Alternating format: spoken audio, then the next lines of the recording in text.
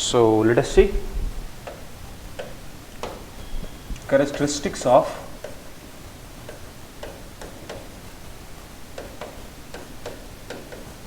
Equilibrium constant. Equilibrium constant आपको हम लिखना बता चुके हैं, कैसे लिखोगे आप इक्विलिब्रियम कांस्टेंट, है ना। एक्सप्रेशन हम लिखना आपको बता चुके हैं, ठीक है। So this is represented by के, ओके। तो अब हम बात करते हैं पहला पॉइंट यहाँ पर ही।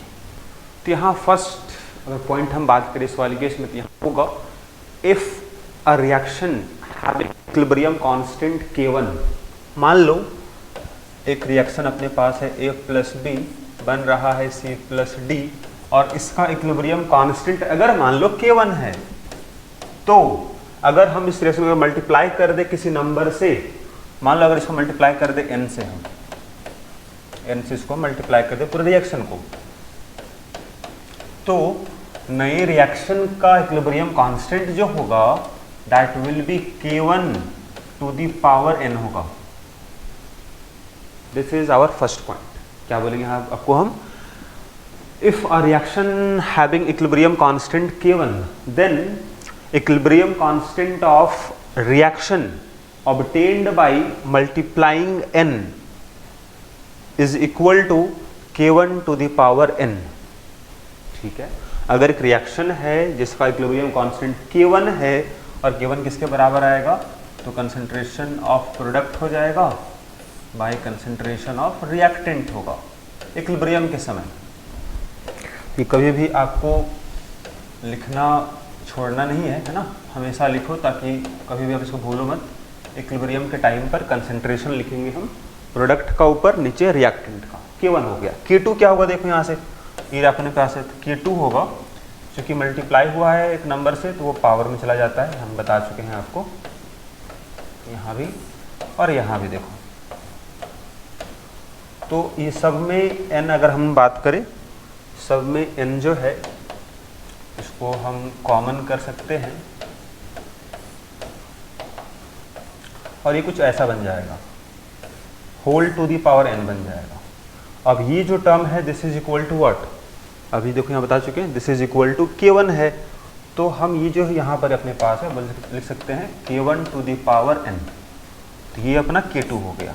तो आपको दिख रहा है K2 इक्वल टू क्या होगा, K1 to the power n। जो भी मल्टीप्लाई करेंगे हम पूरे रिएक्शन को वो पावर में चला जाएगा। This is our first point, okay. So let us see our second point. अगर बात करें हम सेकेंड पॉइंट क्या होगा, यहाँ पर कैरेक्टरिस्टिक क्या होगा। अगर एक रिएक्शन दिया हुआ है आपको जिसका इक्विलिब्रियम कांस्टेंट K1, देख लो पहले A plus B C plus D, मान लो इसका इक्विलिब्रियम कांस्टेंट K1 है। अगर मान लेते हैं अपने पास एक और रिएक्शन है, जैसे कि B से बन रहा है C प्लस 2D बन रहा है, इसका इक्विलिब्रियम कांस्टेंट K2 है। अगर हम दोनों को जोड़ दे, दोनों रिएक्शन को जोड़ दे, तो क्या मिलेगा, A प्लस 2B, क्या मिलेगा, ये 2C, और ये मिल जाएगा आपको 3D। तो नए रिएक्शन का इक्विलिब्रियम कांस्टेंट जो होगा दैट विल बी, क्या होगा, K1 इंटू K2 होगा। This is our second point. क्या बोले आपको हम, अगर अपने पास दो रिएक्शन है, अगर दोनों को ऐड कर दिया जाएगा तो रिजल्टेंट रिएक्शन का इक्विलिब्रियम कांस्टेंट जो होगा, दोनों रिएक्शन को मल्टीप्लाई करोगे आप इक्विलिब्रियम कांस्टेंट को, उसके बराबर आएगा। If two reactions having equilibrium constant K1 and K2 then equilibrium constant of resultant reaction obtained by adding both of them is equal to K1 into K2। ठीक है, अगर मेरे पास दो रिएक्शन है, इक्विलिब्रियम कांस्टेंट K1 K2 था, तो resultant जो add करने के बाद मिलेगा उसका K1 into K2 हो जाएगा। अब इस बात को प्रूफ करके देख लो। देखो यहाँ पर, इसके पहले जो हम प्रूफ किए थे एक बार हम उस पर भी हम आपको दिखा रहे हैं। देखिए यहाँ जो प्रूफ हुआ था अपने पास, तो हम K1 पहले लिखे थे, आप K1 क्या होगा, फिर K2 लिखे दिखाए थे और बराबर था। तो इसी तरह से हम उसको प्रूफ कर लेते हैं।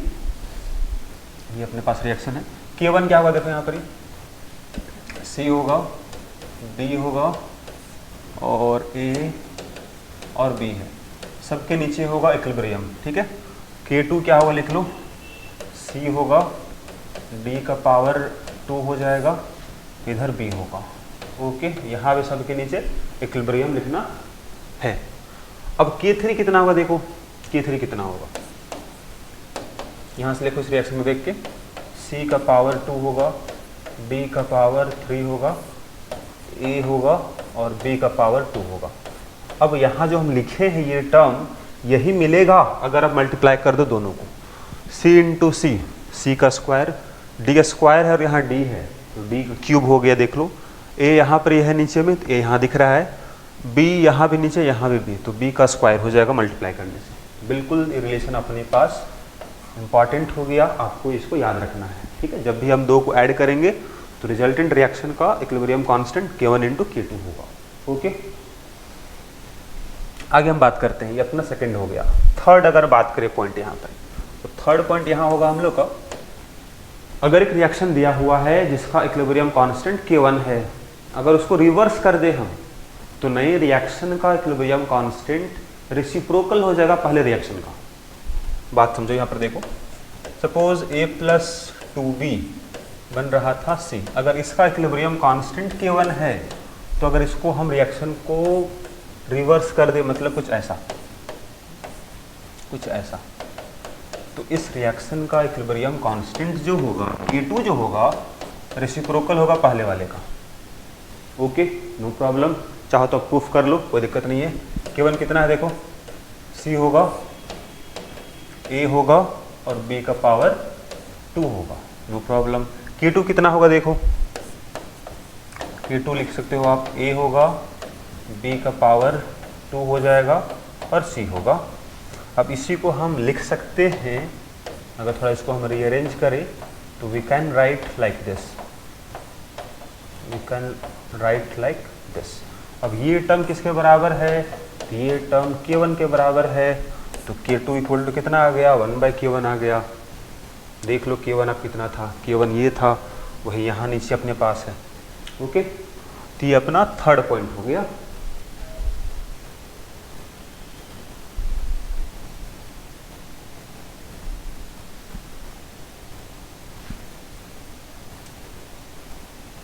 और यहाँ पर भी इक्विलिब्रियम का साइन आप दिखा देना। ठीक है, इक्विलिब्रियम कांस्टेंट लिख रहे हैं तो उसका सिंबल आपको हम बता ही चुके थे, how we can represent equilibrium, तो साइन यहाँ पर दिखाना इस तरह से। आप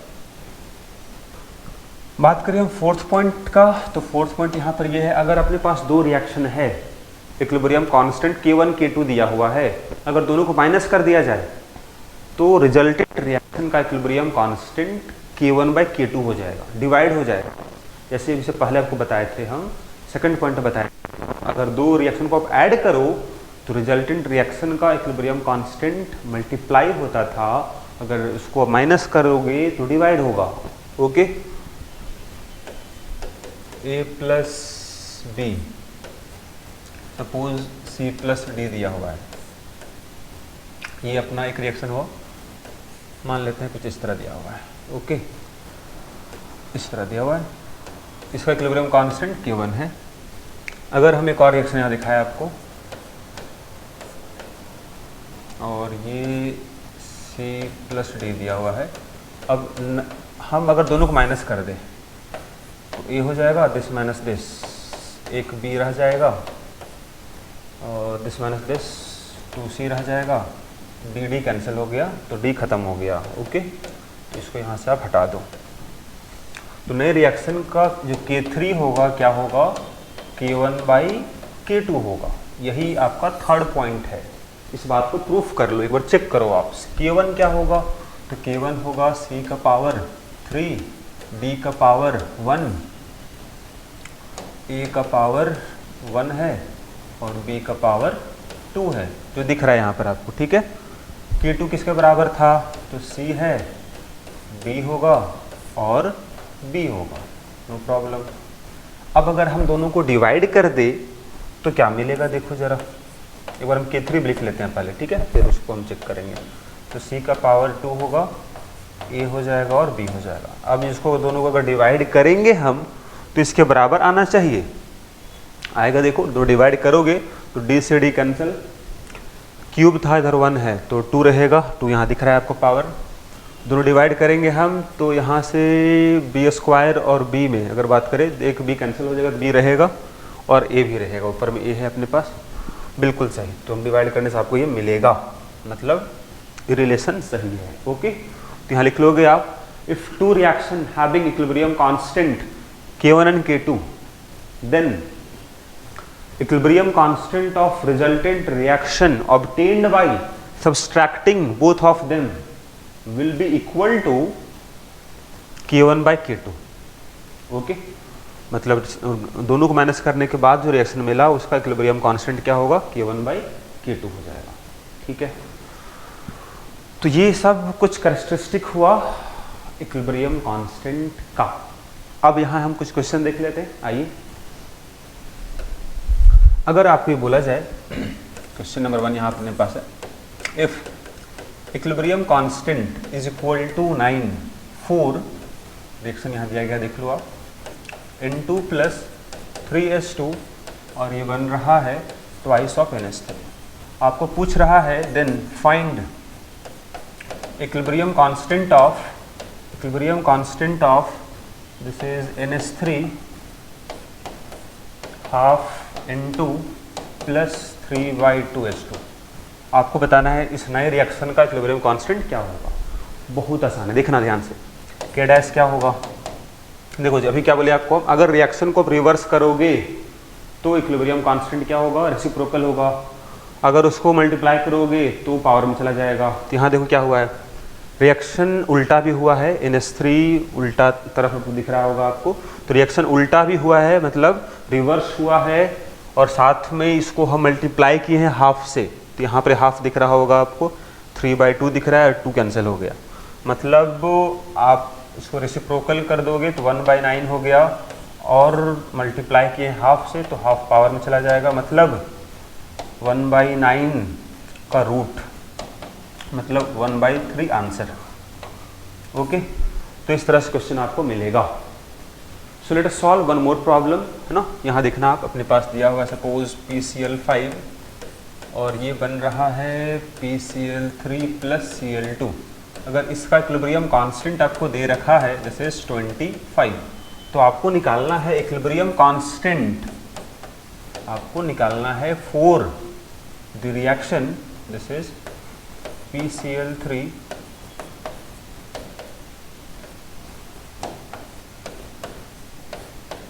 कुछ इस तरह से आपको दे रखा है, क्या होगा आपको बताना है आंसर इसका। ठीक है, कोई दिक्कत नहीं है। देखो क्या करना आपको है, रिएक्शन रिवर्स हुआ है, दिख रहा है आपको, रिएक्शन रिवर्स हुआ है, मतलब 1/25 आप कर दो, रेसिप्रोकल कर दो, लेकिन साथ में मल्टीप्लाई भी हुआ है 3/2 से, 3/2 से, तो पावर में चला जाएगा 3/2।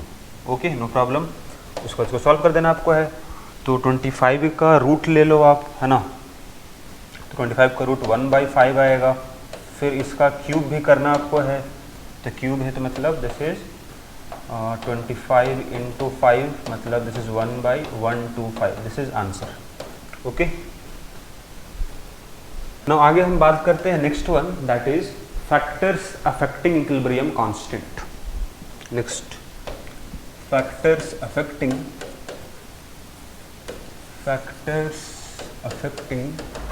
Equilibrium constant. तो इसमें फर्स्ट हो जाएगा, first one is stoichiometric coefficient, stoichiometric coefficient, stoichiometric coefficient,